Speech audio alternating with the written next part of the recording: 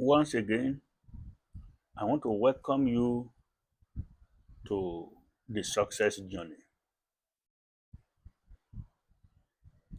our program where we talk so much about the practicalities of life.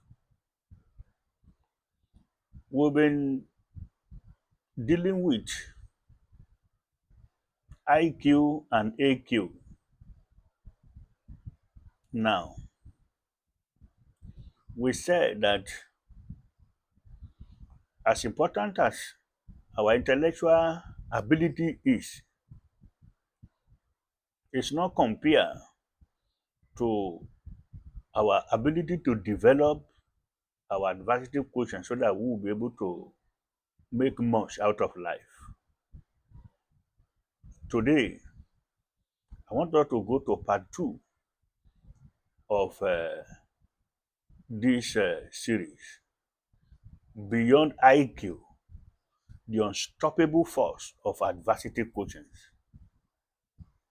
Today, as a proof that it is not about IQ, but largely it is our AQ that we need to develop so that we'll be able to succeed in life. So, as a proof to this, I want us to look at the examples of some individuals who achieve great feat in life despite facing cognitive or learning challenges. But we can say that their success is attributed to their high adversity quotient. But because of time and the lack of it, we'll be looking at very few people, maybe one or two. First in our list, let's consider the life of Thomas Edison. I have done a little research about this man. Thomas Edison, one of the most prolific inventors of all time. He was labeled as having a learning disability called dyslexia. But Thomas Edison's intelligence is a matter of debate. People debate it. While he was an incredibly innovative and prolific inventor, his cognitive abilities have come under debate by scholars. He's been described in different ways. Some notable of Edison's cognitive profile includes practical intelligence. Edison's strengths lies in his ability to apply practical knowledge and experimentation to solve real world problems. Please, I want you to listen very carefully. Secondly, he has a curiosity. He developed curiosity, the capability to be so curious and persevere. No wonder he was able to invent the light bulb. He has an insatiable curiosity and determination to finding solutions to problems. Not only IQ alone, but emotional build-up, ability to withstand failures and come out of it. This is exactly the driving force behind his inventive spirit. However, do you know, friends, that Edison's formal education was limited? He was largely self-taught and homeschooled by his mother, according to research that I made. All this made his learning style more of experimentation rather than traditional. No wonder one of Edison's famous quotes reads thus: genius is 1% inspiration and 99% perspiration. This highlights his emphasis on hard work and persistence over innate intellectual ability. What of Bill Gates? Bill Gates is another great example of a proof that it is not only high IQ that make people to succeed in life, but our uh, emotional build-up, ability to face the challenges of life and come out triumphant.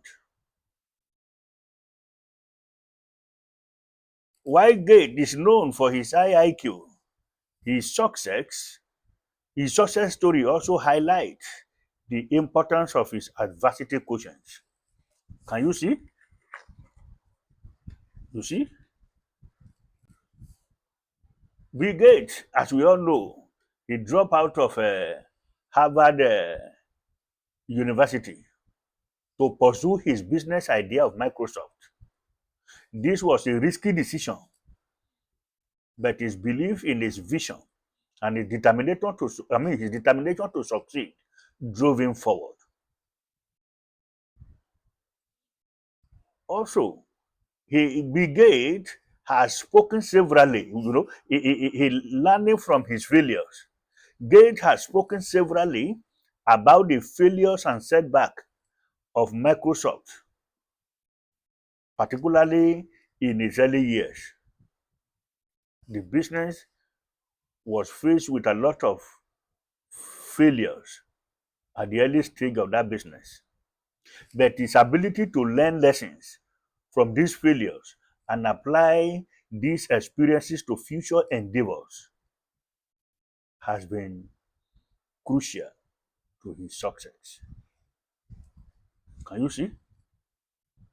Gates' stories illustrate that while intelligence and opportunity are important, it is often the ability to persevere, ability to stand tall in the face of challenge, ability to adapt and overcome challenges that ultimately lead to success in life. Friends, I want to challenge you today, especially as parents or as whoever you may be. You may not be the smartest person in life, but I want to challenge you that that does not really mean that you cannot succeed.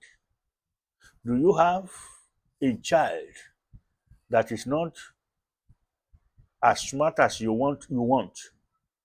I want you to encourage your child to build up emotional stability, to be resilient, never to give up. You too, don't give up on them.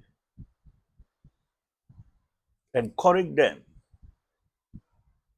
to continue to push forward in life. And including you too that is looking at me. I want to also challenge you. It doesn't matter how many times you have failed.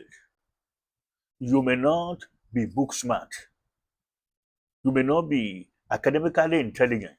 But if you can build up your emotional stability to be able to face the challenge of life or the challenges of life, I know you can succeed. So, dear viewers, I want you to know today that though high IQ may be necessary, but AQ is superior to high IQ. Never give up. Keep pushing. I see you at the top. Thank you. So please like, share, and comment on this talk. Thank you. We'll see you in the next episode.